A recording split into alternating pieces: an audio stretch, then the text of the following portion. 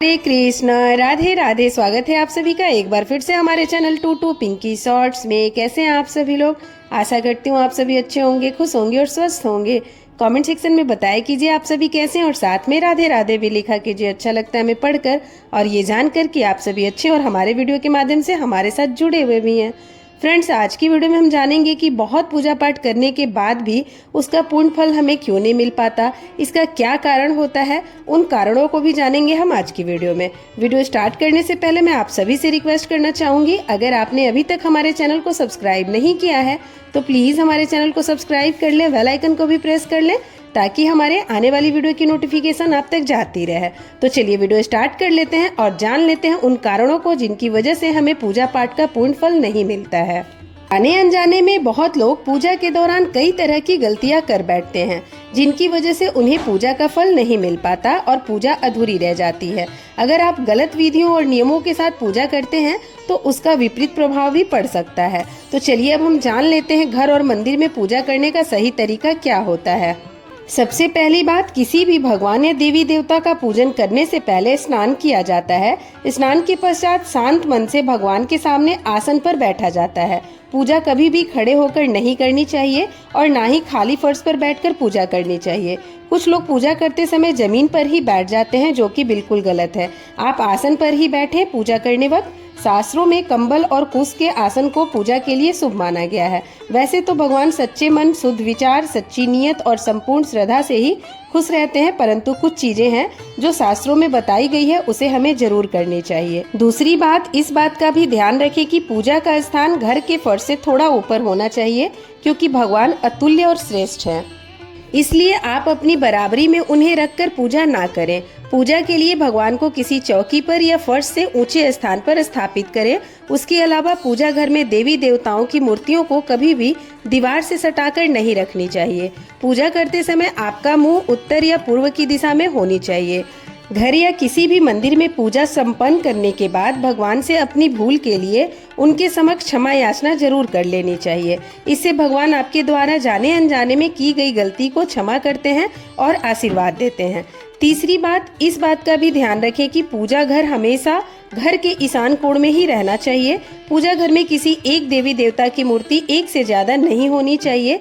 घर के मंदिर में किसी भी भगवान की मूर्ति 9 इंच या 22 सेंटीमीटर से छोटी होनी चाहिए। इससे बड़ी प्रतिमा को मंदिर में रखना चाहिए। अपने बेडरूम में कभी भी पूजा घर स्थापित ना करें और रात्रि के समय अपने पूजा घर को या मंदिर को पर्दे से ढक कर रखें। और पूजा घर में काम में आने वाली सभी चीजें जैसे घंटी, प्रसाद, शंख, पूजा का बर्तन, दीपक, ये सारी चीजों को साफ स्थान पर रखें और भगवान शालिग्राम हैं तो उनको साफ सुथरे कपड़े के ऊपर रखना चाहिए। ऐसा नहीं करने से हर रोज पूजा पाठ करने के बाद भी आपको उचित फल नहीं मिल पाता है।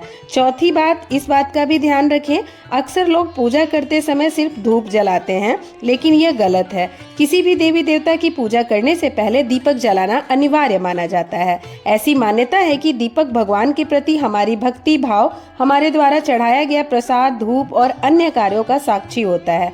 अगर आप पूजा करने से पहले दीपक नहीं जलाते हैं, भगवान तक आपकी प्रार्थना कभी नहीं पहुंचती है। आजकल ज्यादातर घरों में अगरबत्ती का इस्तेमाल किया जाता है, परंतु कभी भी पूजा करते वक्त अगरबत्ती का इस्तेमाल नहीं करना चाहिए, क्योंकि अगरबत्ती में बांस की डंडी का इस्तेमाल किया जाता है। हिंदू शास्त्रों में पूजा में बांस का इस्तेमाल वर्जित माना गया है, इसलिए हमेशा पूजा में अगरबत्ती की जगह धूप जलाएं और दीपक का इस्तेमाल करना चाहिए। पांचवी बात, आप चाहे किसी भी देवी देवता का पूजन कर रहे हो, लेकिन सर्वप्रथम हमेशा भगवान गणेश को ही नमन किया जाता है। किसी भी हवन या किसी भी शुभ कार्य की शुरुआत में भगवान गणेश को प्रणाम करके ही की जाती है। ऐसा कहा जाता है कि भगवान गणेश को नमन किए बिना पूजा करने से उसके फल की प्राप्ति नहीं होती है। छठवीं बात, शास्त्रों में उल्लेख है कि घर या मंदिर कहीं भी सूर्यास्त के बाद रात के समय पूजा करते हैं तो इस समय ना तो शंख बजाना चाहिए और ना ही घंटी बजानी चाहिए। ऐसा माना जाता है कि सूर्यास्त के बाद देवी देवता शयन के लिए चले जाते हैं और ऐसे में उन्हें जगाना सही नहीं माना जाता है। इसलिए इस बात का ध्यान रखें कि सूर्यास्त के बाद घंटी और शंख बिल्कुल ना बजाएं। सातवीं बात, बिना सिर ढके पूजा नहीं करनी चाहिए। मान्यता है कि बिना सिर ढके पूजा करने से इसका पूर्ण फल आपको प्राप्त नहीं होता है। पूजा के दौरान सिर ढकना भगवान के प्रति श्रद्धा भाव को दर्शाता है। पूजा के दौरान सिर ढकने का धार्मिक कारण के साथ वैज्ञानिक कारण भी बताए गए हैं। इसलिए स्त्री हो या पुरुष पूजा के दौरान सिर जरूर ढकें। कभी भी भगवान को एक हाथ से प्रणाम ना करें, हमेशा पूरी तरह से झुककर दोनों हाथों से प्रणाम करना चाहिए। आठवीं बात, अपने मंदिर या पूजा घर में कभी भी बिना वस्त्र के कोई मूर्तियां ना रखें। देवताओं का वस्त्र सिलकर पहनाएं या आजकल बाजार में भी देवी देवताओं के वस्त्र मिलते हैं, आप चाहें तो बाजार से लेकर भगवान को वस्त्र पहनाएं। हमेशा देवता की पसंद के अनुसार या फिर शुभता को ध्यान में रखते हुए ही वस्त्र धारण करवाना चाहिए। सूर्य, गणेश, दुर्गा, शिव और विष्णु यह पंचदेव कहलाते हैं। इनकी पूजा सभी कार्यों में अनिवार्य रूप से की जाती है। प्रतिदिन पूजन करते समय इन पंचदेवों को ध्यान अवश्य करना चाहिए। इससे माता लक्ष्मी की कृपा और समृद्धि प्राप्त होती है। नौवीं बात, हमेशा पूजा में इस बात का ध्यान रखें कि कभी भी दीपक से दीपक नहीं जलाना चाहिए। शास्त्रों के अनुसार जो व्यक्ति दीपक से दीपक जलाते हैं वह रोगी ही होते हैं। नहाने से पहले ही भगवान को चढ़ाने के फूल तोड़ लेना चाहिए। नहाने के बाद फूल तोड़ने पर फूल स्वयं को चढ़ाया हुआ माना जाता है, ऐसा शास्त्रों में कहा गया है। पूजा पाठ करते समय या फिर किसी भी समय दीपक, शंख, भगवान की मूर्ति या तस्वीर, सोने के आभूषण और शालिग्राम को कभी भी सीधे जमीन या फर्श पर नहीं रखना चाहिए। 10वीं बात, घर या मंदिर में पूजा के समय भगवान की आरती करते समय भगवान विष्णु के सामने 12 बार, सूर्य देव के सामने 7 बार और देवी दुर्गा के सामने 9 बार, शंकर भगवान के सामने 11 बार और गणेश जी के सामने 4 बार आरती घुमानी चाहिए। इससे पूजा पाठ का सकारात्मक फल मिलता है। आपको किसी भी मंत्र का जाप करने के पश्चात आसन के नीचे की भूमि को स्पर्श कर नेत्रों से लगाना चाहिए। इससे आपको जप के पूर्ण फल की प्राप्ति होती है। 11वीं बात, किसी को भी कोई वस्तु दान दक्षिणा हमेशा दाहिने हाथ से ही देना चाहिए। एकादशी, अमावस्या, कृष्ण चतुर्दशी, पूर्णिमा व्रत तथा श्राद्ध के दिन बाल और दाढ़ी नहीं बनवाने चाहिए। जिन लोगों को जनेऊ संस्कार हो चुका है उन्हें बिना जनेऊ पहने पूजा पाठ या किसी भी तरह का अनुष्ठान नहीं करना चाहिए, क्योंकि बिना जनेऊ धारण किए जो भी धार्मिक कार्य किया जाता है वह निष्फल हो जाता है। 12वीं बात, सभी हिंदू घरों में पूजा पाठ या अन्य धार्मिक कार्य में इस्तेमाल करने के लिए गंगा जल रखा जाता है। बहुत से लोगों को ये नहीं पता होता है कि प्लास्टिक के बोतल या किसी अपवित्र धातु के बर्तन जैसे एल्युमिनियम और लोहे के बने बर्तन में गंगा जल नहीं रखना चाहिए। गंगा जल तांबे के बर्तन में रखना शुभ होता है। 13वीं बात, अगर आप किसी खास प्रयोजन के लिए कोई पूजा अनुष्ठान करते हैं तो उसमें लिए संकल्प को पूरा करने में ज्यादा समय नहीं लगाना चाहिए। अगर आपने कहीं किसी को दान करने का संकल्प लिया है तो उसे जितनी जल्दी हो सके पूरा कर देना चाहिए।